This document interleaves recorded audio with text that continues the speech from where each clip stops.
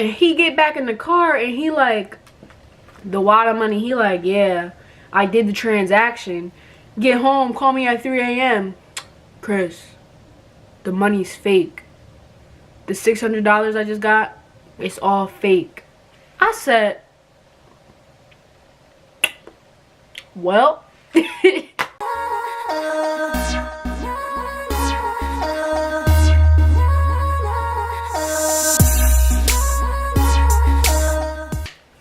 What's up, YouTube, and welcome back to my channel. It's Christiana here for any of you guys who are new and don't know me. So today I'm going to be giving you guys a story time. And I never really do story times because, I don't know, like, I can't think of something that, like, people would be interested in, you know? But today's story time is just, I feel like it's interesting. And, it was interesting to me when it happened because I was taken aback. I was like, are you serious? But anyway, before I even get into the video, go ahead and hit that subscribe button, hit the bell button so you can get notifications, join the Curly Hair Monster family, join my channel so that you can be with me in the future and all that good stuff. But here we go, getting into the video. So, how do I even start the video? Okay, so this was a boy I was messing with way back when, like 3-4 years ago, like a while ago. This is old, whatever. So I'm messing with the kid. I'm messing with the kid or whatever. So he likes sneakers or whatever, and he wanted to sell his sneakers for money because he didn't have a job, you know, was living off of me and my little $8.38 minimum wage job at the time. But we're not, that's a whole nother story. So he didn't have a job, and he was like, oh, I want to get money, so I'm gonna sell my shoes. Not just one pair of shoes. This boy wanted to sell like 8 of his shoes. So, and at the time I could drive and also he couldn't, so, you know. So he was like, yeah, I'm gonna sell all these shoes. We just gotta go meet them and they're gonna come get the shoes. So I'm like, okay, whatever. So he puts all the shoes in my trunk, like all 6 pairs of the shoes in my trunk.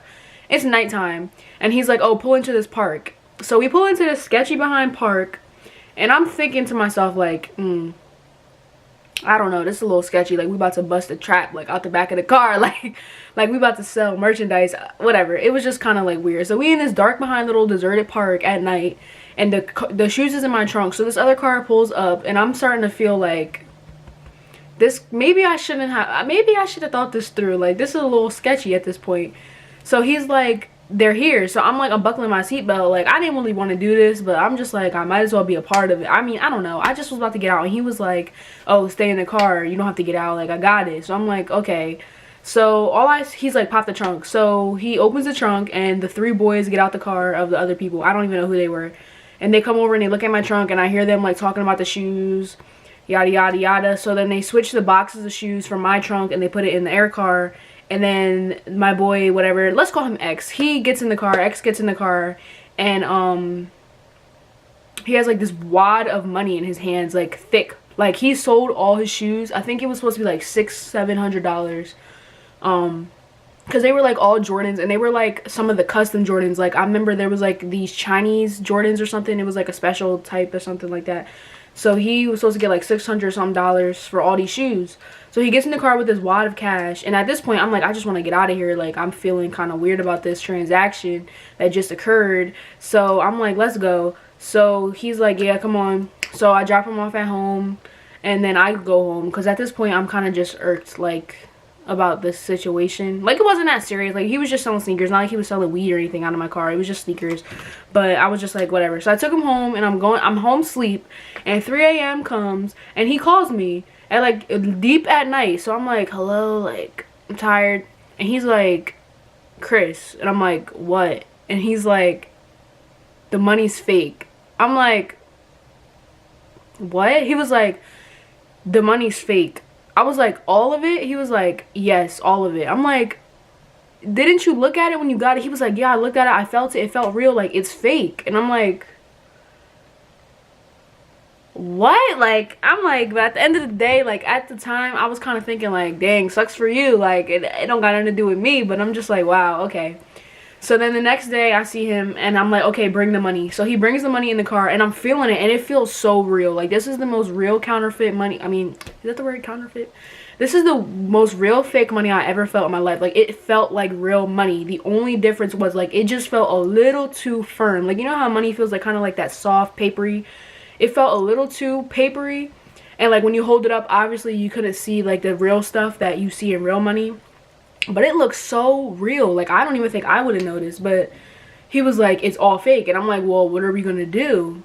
And I'm like, well, what are you gonna do? Because I'm not about to be a part of you going up to these guys' house trying to argue over money. Like, people take that stuff too serious, and I really didn't even want him. I'm just like, you might just have to take the L on this, or maybe we could call the police or so. I don't know, but I don't think you should handle it on your own, because people, when it comes to money, like, people get real weird, and like something could happen and it's not worth it. So I'm like, I don't know what you're gonna, I don't know, like, what do you want to do? And at the time, I don't remember what he said.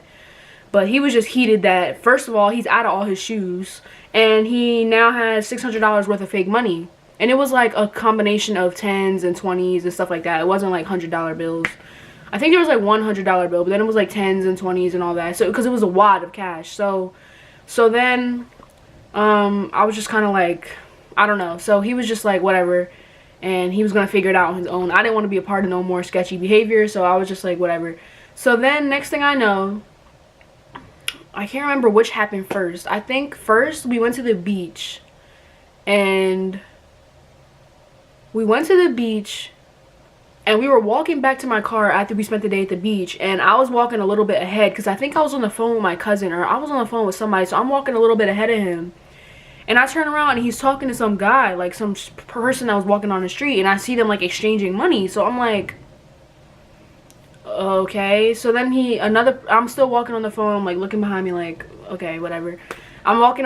And then he stops another person and they're talking and they like exchange money. So I'm like, what are you doing? And he was like, well, I asked them if they had change. And I'm like, for what? Like, we're going home. What do you need change for? And he's like, for the money. I'm like, what? And he was like, for the money, like the counterfeit. Like, I asked if he had change and like I gave him the counterfeit 20 and he gave me 2 real 10s. And I'm like, like I don't know like all the laws and stuff that go with counterfeit money, but I'm pretty sure it's not a light thing, like, to have counterfeit money and to be scamming people out of real money. And like that activity altogether, like, what is this piece of hair doing? The whole situation just had me feeling like sketchy. Like, I'm like, okay, now we're on the street in public and you're exchanging, like it felt harmless, but at the same time, like, yeah, he's cheating people out of money, but I'm like, I don't know. I didn't know what to do. I was just like, okay, well, can you, like, not, let's just go to the car. So we go to the car, and I'm like, so how much did you get? And he's like, well, I can't remember exactly what he said, but I think he had exchanged a lot, like, over the course of the couple of days between when he got the fake money till now. So I guess he was doing it on his own, like, when I wasn't with him as well. Like, oh, do you have change, you know, to strangers, and, like, getting money for it. And I'm like, so you're gonna do that all the way up until like $700? Like, that's gonna take you forever. And he was like, oh, just here and there, whatever, and, you know. So I'm just like, okay, whatever, that's your choice. Just don't be doing it around me, because I feel like this is just too sketchy. So then, like, this boy, when we used to date or whatever, he used to come to church with me. And if any of y'all know me, been a part of my channel, or know me personally, you know that, like, I'm a church girl. I love church. I love my youth group.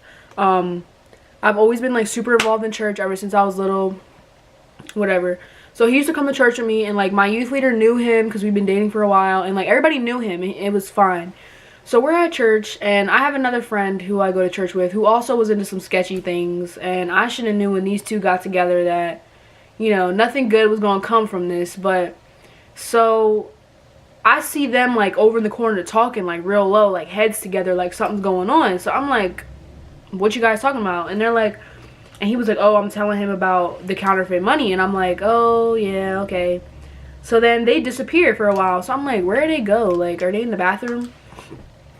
So they come back, and they're, like, laughing, smiling, like, joking about something. So I'm like, what happened? And they're like, oh, we'll tell you in the car or whatever. Because I think I took him home, or we went outside or something like that. So I'm like, what did you do? And he was like, we just exchanged, like, a bunch more of the money. And I'm like, here, like at my church, like, and he's like, yeah. And I'm like, why would you do that at my church? Like, do you not have respect for me, for God? Like, oh my gosh. So I'm thinking like, okay, he did it at my church, that's disrespectful already. But then I don't remember if it was the same day. No, it was later on. Later on that week, I get a text from my youth leader. And he's like, yeah, Pastor John said that X came up to him and was asking him if he had change for money. And he gave him the change, but he knows that it's fake. And I'm like, Pastor John? Pastor John? Pastor. So not only did this boy come to my church, disrespect me and Jesus just in the church, that's bad enough. He exchanged fake money with a freaking pastor. Like, and I'm like, what the heck? So I text X and I text the other boy that I go to church with, and I'm like, yo, they know it's fake. And the other boy's like, oh, I forgot, Pastor John is a bank teller, so he handles money all day, and he probably peeped. And I'm like, Lord, give me strength. Give me strength. So I'm like, so you exchange fake money at my church. My church. I'm your girlfriend. You're supposed to respect me and like my life. My home church that I go to every weekend. A church, period. A place of worship. Like with Jesus, God, and everything. You did it at a church. You did it with a pastor. A pastor. Like, and then you picked the one pastor that works with money for a living. A freaking bank teller. Are y'all dumb or are y'all dumb? Like, I'm already mad that he disrespected me and my church and God, like, by doing that at my church, by doing it at all. Like, he should have called the police at least. I don't know. I don't know how you handle that. I was young then. Like, I was like 16, 17.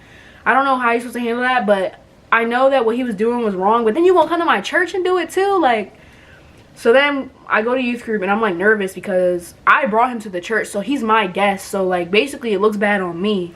So my youth leader, he thinks I was in on it. Like, I told him to go do it. And I'm like, I didn't tell him to do none of that. Like, I didn't know.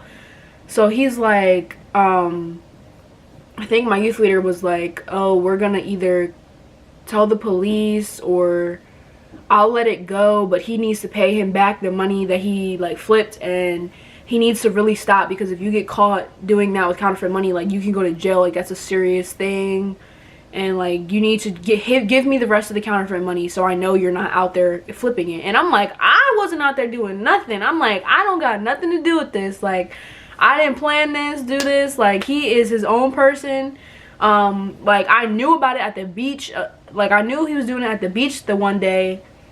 But I wasn't like, oh, yeah, let's go, you know? Like, I don't know. So, and, like, I can't remember all the details about the story because it was so long ago.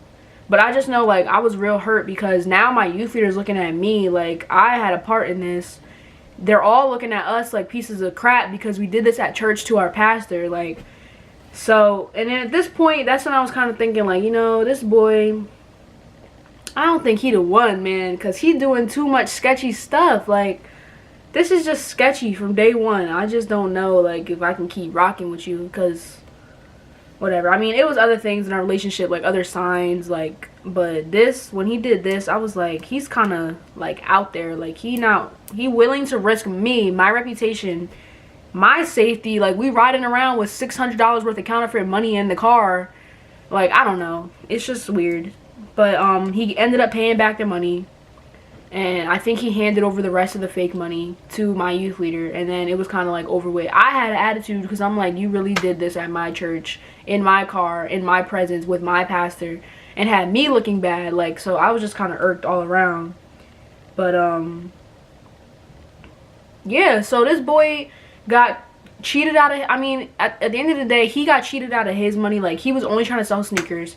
And he got cheated. Like, he got played. He got put fake money. But then what he did with the fake money, like, that was on him. Like, you know, cheating strangers out of their money and then going to my church and doing it with my pastor and making me look bad and all that. So yeah, that's my story, guys. That's how one of my old things tried to flip money on my, well, not tried, flipped fake money on my pastor and got caught and all that because he was a freaking bank teller. Like, all the people you could have picked, you picked the one who works with money for a living. Like, that's just how you know. Like, God was up there laughing like, dummy. So that's my story, guys. I hope you guys enjoyed this story. I I like telling story times. I just don't have a lot of stories that, like, I don't know. I got stories, but I don't know. I'll see how you guys like this video. But that was my story, guys. Hope you enjoyed it. Please like, comment, and subscribe. Give this video a thumbs up and hit the bell notification so that you know whenever I post. I post new videos every week. And I will see you guys in my next video.